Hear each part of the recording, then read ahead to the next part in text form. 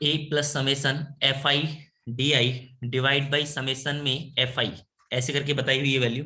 और ये किस चीज की वैल्यू होती है? मीन फाइंड करने का एक तरीका होता है, ठीक है। मीन फाइंड करने का तरीका होता है जिसमें डी आई क्या होता है? डेविएशन होती है फ्रॉम ए, ठीक है।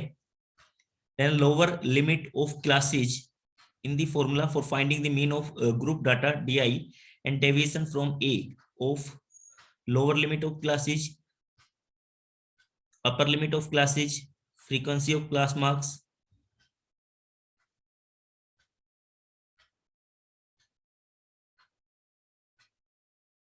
mid point of classes। तो ये बोल रहा है कि इसमें ये जो आपके पास फॉर्मूला है क्वेश्चन नंबर 26, इसमें ये आपके पास for finding mean of group data D are deviation from A of, तो डी क्या है? डेविएशन है। किसकी डेविएशन है भाई? ये आप देखते थे डेविएशन किसकी होती थी? बोलोगे, सभी बच्चे बोल दोगे, आंसर बता दोगे। डेविएशन आप कैसे फाइंड करते थे? डी की जो वैल्यू है वो किससे फाइंड करते थे? एक्स आई का मतलब क्या होता था कि जो आपके पास में class x I minus assumed mean। हाँ हाँ, तो आप क्या करते थे? ए। वो एक्स आई का मतलब क्या होता है? एक्स आई का मतलब होता था lower limit plus upper limit divide by 2। तो इसका मतलब क्या है? Mid point of classes. C option correct हो जाएगा, mid point of classes. Okay, question number 27, while computing mean of group data we assume that the frequency are, अगर आपने क्या करना है? कंप्यूट कर रहे हो मीन ऑफ ग्रुप डाटा का मीन कंप्यूट कर रहे हो। we assume that frequency are evenly distributed over the classes, centered at class marks of the classes, centered at upper limit of the classes, centered at lower limit of the classes। Sir second option. जो आपके पास जो आप compute कर रहे हो mean group data का, we assume that the frequencies are centred at class marks of the classes. तो देखो, जब आप मीन फाइंड कर रहे हो तो आप क्या निकालते हो? क्लास मार्क्स निकालते हो। क्लास मार्क्स के अकॉर्डिंग जो है फ्रीक्वेंसी वो क्लास मार्क्स के। पिछली बार बच्चों ने ये क्वेश्चन भी पूछा था, तो मैंने क्या कहा था कि x1 plus x2 divide by 2 कर ले रहे हो आप, है ना? ऐसी फ्रीक्वेंसी ऐसे आप क्लास मार्क्स मान रहे थे। क्लियर हुआ भाई? जो बाकी जिन बच्चों ने क्लास 10 की, समझ में आ रहा है कि मैं क्या कह रहा हूँ? कि जो आप यहाँ पर जब आप मीन फाइंड करते थे ग्रुप डाटा का जो मीन फाइंड करते थे, तो यहाँ पर क्लास की फॉर्म में जैसे 0 to 10 होता था, तो हम 0 to 10 का मतलब हम क्या मान लेते थे कि जो एक्स आई की वैल्यू जो क्लास मार्क्स है वो कितना हो जाएगा? 5 मान लेते थे हम, कि 5 के कोरस्पोंडिंग ये फ्रीक्वेंसी है। ठीक है, समझ में आया होगा इतनी बातें। तो वहां पर कोई बच्चे ऐसे, मैंने कहा था कि कोई बच्चे ऐसे बोल सकता है कि किसी बच्चे के जो मार्क्स है, मान लो ये मार्क्स का क्लास इंटरवल है, तो इसकी फ्रीक्वेंसी जो है, यहाँ पर फ्रीक्वेंसी गिवन थी, इसकी फ्रीक्वेंसी कितनी है? 5, इसकी फ्रीक्वेंसी 8 है। इसका मतलब 0 to 10 मार्क्स जितने आ रहे हैं वो कितने हैं? ऐसे 8 स्टूडेंट है। तो इसका मतलब ऐसा हो सकता है कि 0 to 10 मार्क्स का मतलब किसी बच्चे के मतलब 8 के 8 स्टूडेंट जो है उनकी 1 मार्क्स आ रहे हो, या सारे के सारे के 0 मार्क्स आ रहे हो। बट हम क्या मानते थे कि मिडल वैल्यू मानते थे, यानी कि एक्स आई की वैल्यू लेते थे। एक्स आई का मतलब होता था 5। मैं मान के चलता था कि जो 8 स्टूडेंट है उनके एवरेज मार्क्स कितने आ रहे हैं? 5 5 5 5 5 5 आ रहे हैं, ऐसे मान के चलता था मैं। क्लियर हुआ? तो जो क्लास जो ये कहां पर सेंटर्ड होगा? Centred at class marks of the classes. जो फ्रीक्वेंसी होगी वो कहां पर? Sir centred at the class mark of the classes का ये मीनिंग है कि सिर्फ क्लास मार्क पे ही ध्यान देंगे या क्लास मार्क्स का सेंटर निकालना है? क्लास मार्क्स पर सेंटर्ड है वो। सेंटर्ड का मतलब मैंने ये मान लिया कि जैसे 8 स्टूडेंट के 5-5 मार्क्स आ रहे हैं, मैंने ये मान लिया कि इसके ऊपर सेंटर्ड है। ठीक है, होने के लिए तो ऐसा हो सकता था कि सारे के सारे बच्चों का 8 बच्चों का जो मार्क्स आ रहे हो कितने आ रहे हो? 1 आ रहे हो, ऐसा भी हो सकता था। 2 आ रहे हो, ऐसा भी हो सकता था। 9 आ रहे हो, ऐसा भी हो सकता था। बट मैंने क्या मान लिया था कि जो क्लास मार्क्स बनाया था, तो क्लास मार्क्स पर फ्रीक्वेंसी सेंटर्ड होती है, यानी कि वो डिपेंड कर रही है किस बात के ऊपर? आप ये मान के चल रहे हो कि वो किसके अबाउट में सेंटर्ड है? क्लास मार्क्स के। आप मान रहे हो कि एवरेज मार्क्स कितने हैं, यानी कि इन 8 स्टूडेंट के एवरेज मार्क्स कितने हैं? 5 5 5 ऐसे है। क्लियर हुई मेरी बातें? क्वेश्चन 26 बता दो फिर से। क्वेश्चन नंबर 26 में ऐसे बताया हुआ है कि ये जो आपके पास बताया हुआ है एक्स बार की value A plus summation F I D I divide by summation F I. तो यहाँ पर जो ये डी आई होता है, डी आई क्या होता था? डेविएशन होता था। डी आई क्या होता था? डेविएशन। डेविएशन आप कैसे मानते थे? कि डेविएशन मानते थे आप डी आई की वैल्यू जो है वो क्या मानते थे? एक्स आई माइनस का ए मानते थे। ठीक है, तो अब ये कह रहा है कि ये जो है ये डेविएशन है। डी आई क्या है? डेविएशन है। ठीक है, किससे, ए से। तो ये जो एक डेविएशन लिया हुआ है ये किसके अबाउट में लिया हुआ है आपने, तो कहां से लिया हुआ है, एक्स आई के अबाउट में लिया हुआ है। ठीक है, एक्स आई माइनस यानी कि एक्स आई का अबाउट में लिया हुआ है। तो एक्स आई क्या है, क्लास मार्क्स।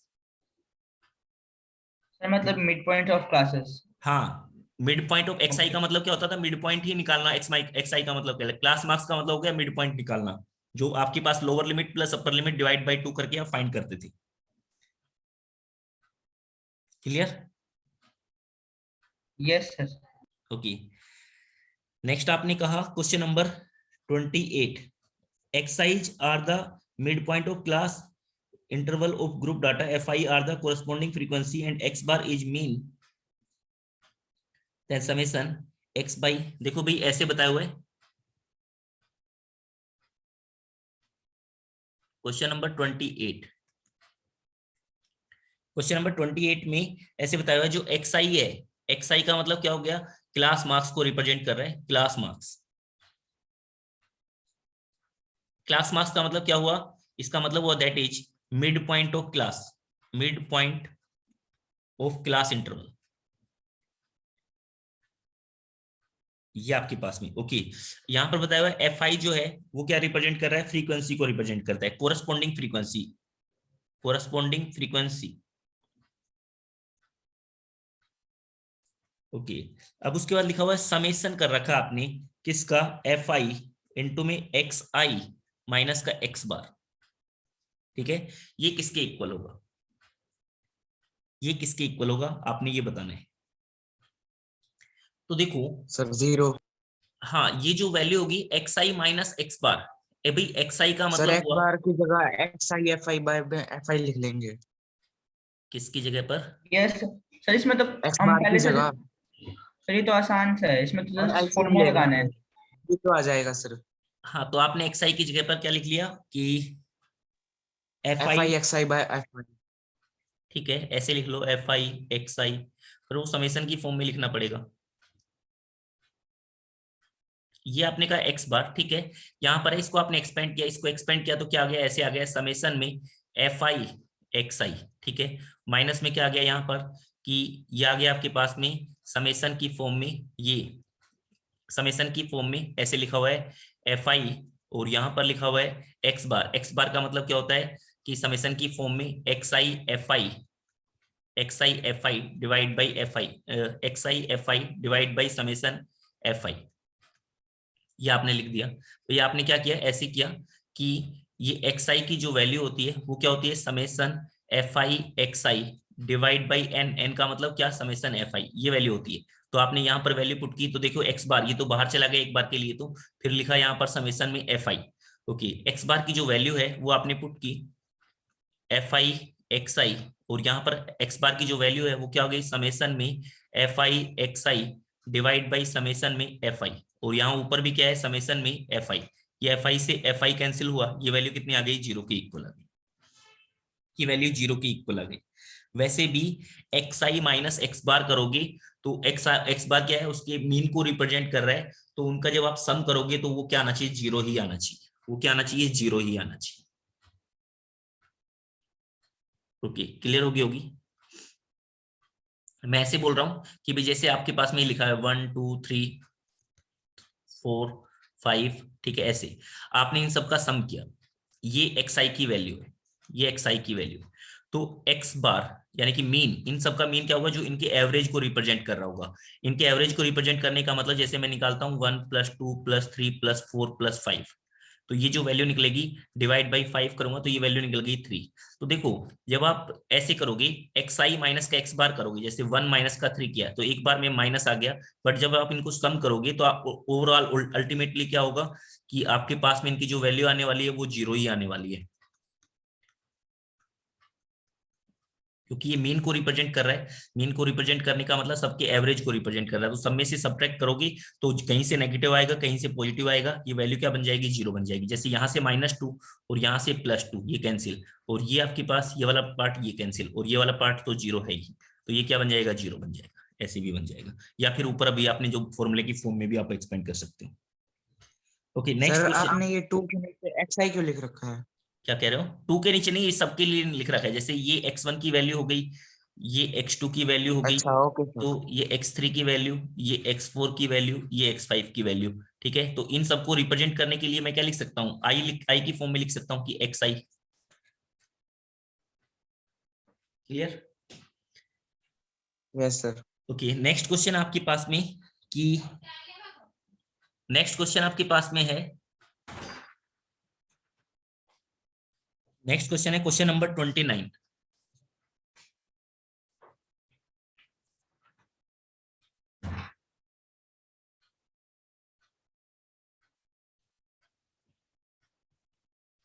क्वेश्चन नंबर 29 में एक फॉर्मूला गिवन है x बार इक्वल टू ऐसे a प्लस में h और यहां पर summation F I you I divide by summation F I. ये किस चीज का फॉर्मूला होता था भाई?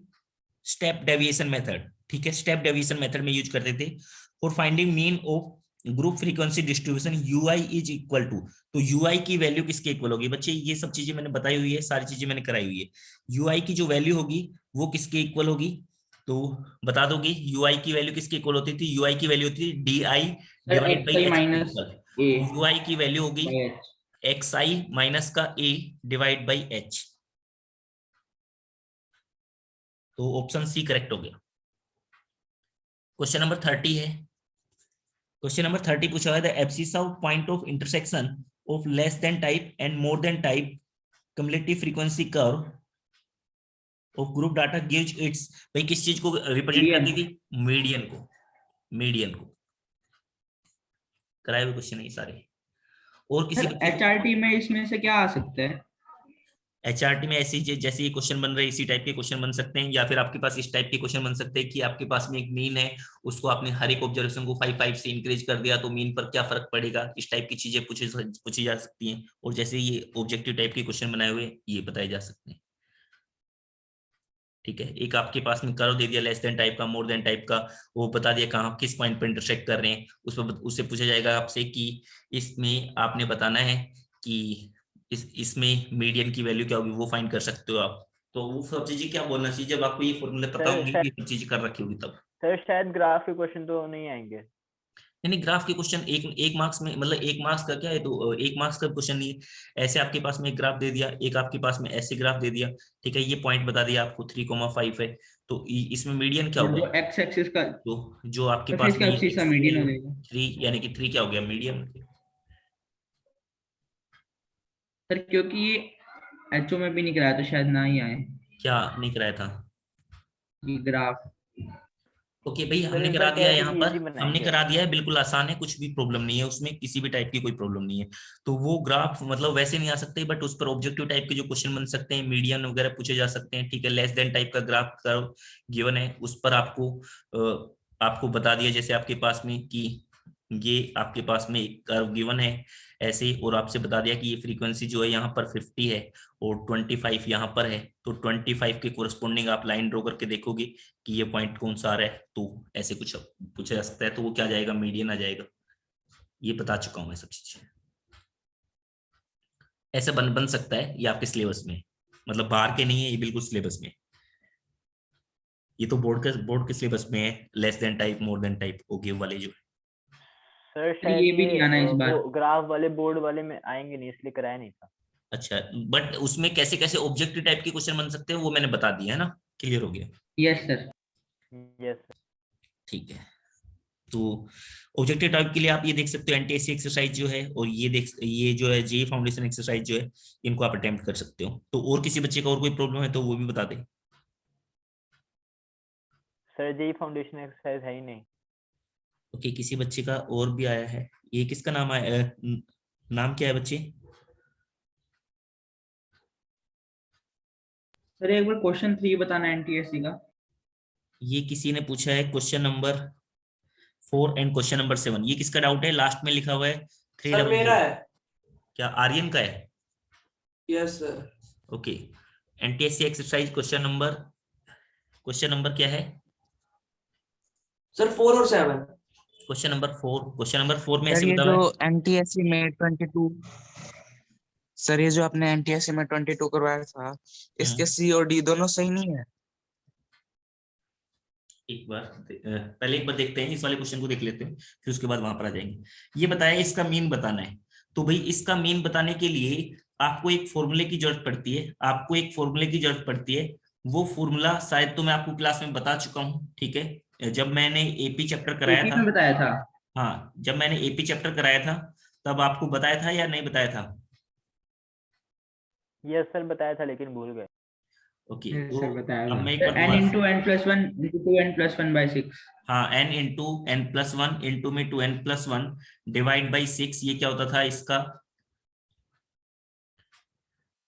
ये इसका फॉर्मूला होता था n into sum of square of first N natural. देखो इसका मीन फाइंड करना है, इनका मीन फाइंड करने का मतलब हो गया आपके पास में, तो 1 स्क्वायर 2 स्क्वायर 3 स्क्वायर प्लस में अप टू n स्क्वायर। तो इसका मतलब होगा आपके पास में इन सब का जो डिवाइड बाई कितने नंबर है, डिवाइड बाई है n, तो ये मीन आ गया।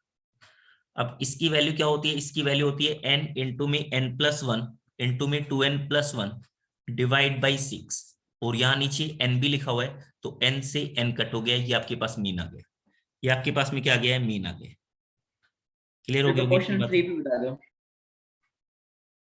Okay, question number 3।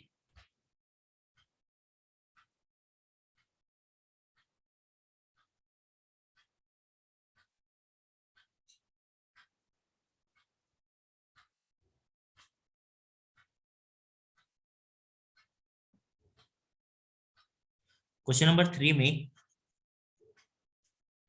एक बार question number 3, sir C option आएगा सर। क्वेश्चन नंबर 3 कहाँ गया? क्वेश्चन नंबर 3 में है कि ऐसे करके लिखा हुआ है कि समेसन एक्स आई की वैल्यू 1 टू n, ठीक है, इसकी वैल्यू बतानी है। तो इसका मतलब क्या हो गया भाई, आई की वैल्यू पर 1 पुट किया आपने, X I the value X I, इसका मतलब क्या हो गया, इसका मतलब ऐसे हो गया, एक बार आपने आई की वैल्यू 1 पुट की तो ये तो x1 हो गया, आई की वैल्यू 2 पुट की तो x2 हो गया, आई की वैल्यू 3 पुट की तो x3 हो गया। आई की वैल्यू आपने ऐसे ही पुट करते गए, कहां तक, n तक वैल्यू पुट की, ये आपके पास में इस समेशन का मतलब तो बस इतना हुआ। इस समेशन का मतलब तो ये हुआ। अब इसे एक्स बार की फॉर्म में लिखना है, तो अगर मैं डिवाइड बाई n कर दूं तो ये क्या बना जाएगा, एक्स बार, यानी मीन बन जाएगा। और यहाँ पर मैंने n से मल्टीप्लाई भी कर दिया, क्यों, क्योंकि डिवाइड किया और मल्टीप्लाई किया इसलिए। तो आपने कहा ये तो क्या बन गया, पहले वाला तो एक्स बार, और ये क्या रह गया, n into X bar. Okay sir. ठीक है, वैसे भी बता सकते हो कि इसका मतलब क्या होता था, आपको बताया था एक्स बार की जो वैल्यू होती है वो क्या होती है, summation x I divide by n, तो ये n जो है दूसरी तरफ चला गया, क्रॉस मल्टीप्लाई। इस फॉर्मूले का यूज करिए। हाँ, बस इस चीज का इन्होंने यूज किया हुआ है। ओके, और बोल क्वेश्चन नंबर 7।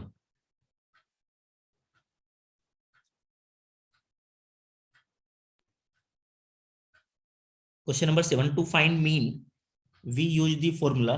तो भाई क्या फॉर्मूला यूज करते हैं कि summation C F I X I divide by N, यानी कि ऑप्शन सी, ऑप्शन सी।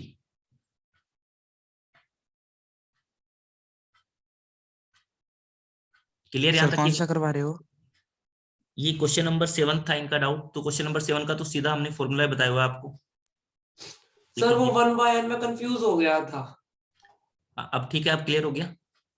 यस सर, सर मेरे को लगा कि पता नहीं क्या 1/n वो साथ में फॉर्मूले के लगा दिया, ये नहीं पता था वो डिवाइड बाय n को लिखना। हाँ, ओके, इसके अलावा और किसी बच्चे का कोई और डाउट है तो वो भी भेज दे। है किसी बच्चे का? सर 22 में सी और डी दोनों ऑप्शन करेक्ट नहीं है। 22 में question number C and question number D, एक बार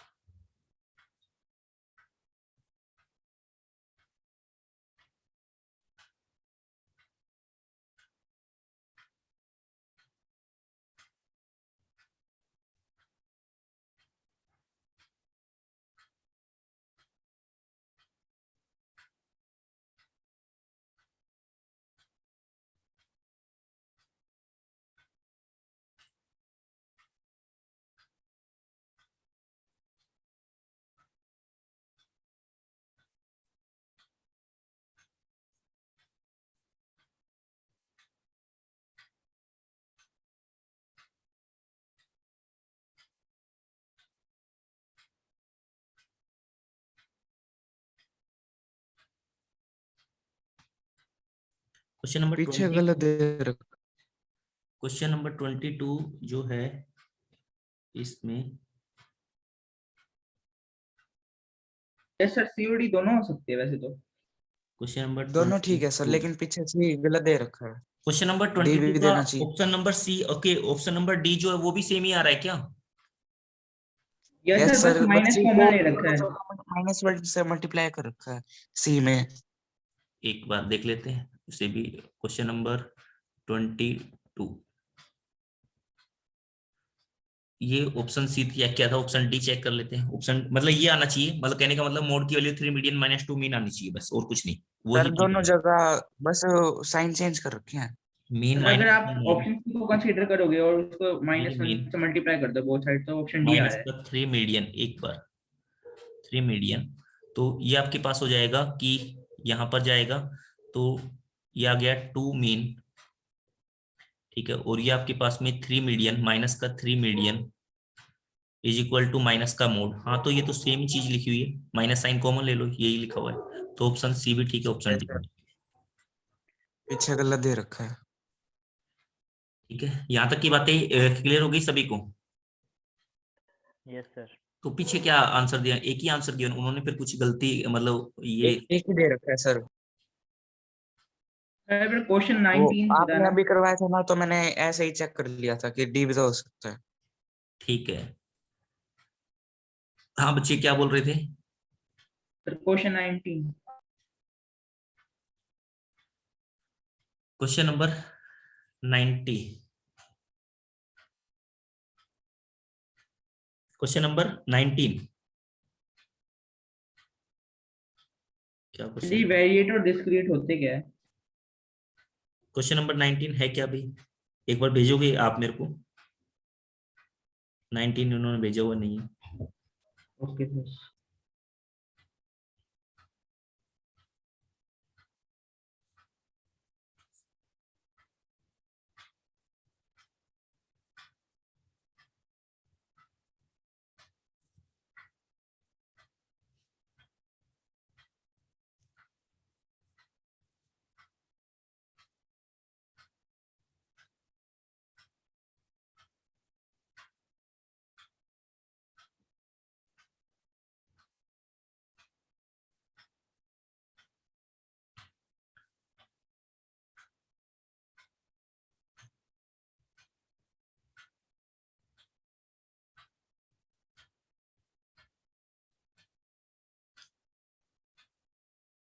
और ये क्वेश्चन नंबर 17 का एक बार आंसर चेक करना एनटीएससी एक्सरसाइज में, क्वेश्चन नंबर 17।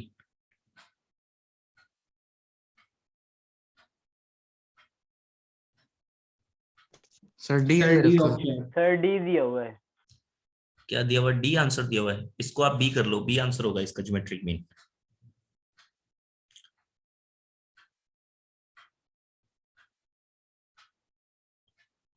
ज्योमेट्रिक मीन हम फाइंड नहीं कर पाएंगे, क्योंकि ज्योमेट्रिक मीन के लिए क्या होता है कि सबकी प्रोडक्ट करनी पड़ती है, वो सबकी जो प्रोडक्ट करते हैं तो जीरो आए गए उसमें, तो उसका फिर कोई मतलब ही नहीं निकलेगा।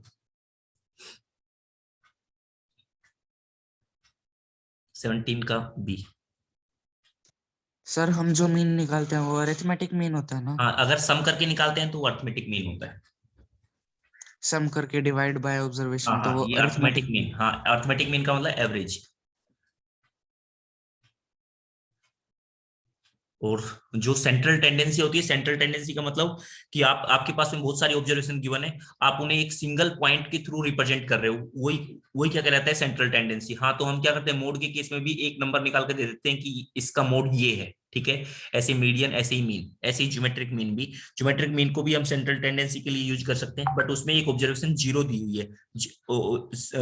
ज्योमेट्रिक मीन के लिए क्या करते हैं हम कि सभी नंबर की प्रोडक्ट करनी पड़ती है हमें, तो वो प्रोडक्ट जो है वो हो नहीं पाती। ये जो ज्योमेट्रिक मीन के बारे में पढ़ोगे आप 11th क्लास में आओगी, तब आप पढ़ोगे arithmetic mean, geometric mean, harmonic mean, ये सब चीजें आप पढ़ोगे।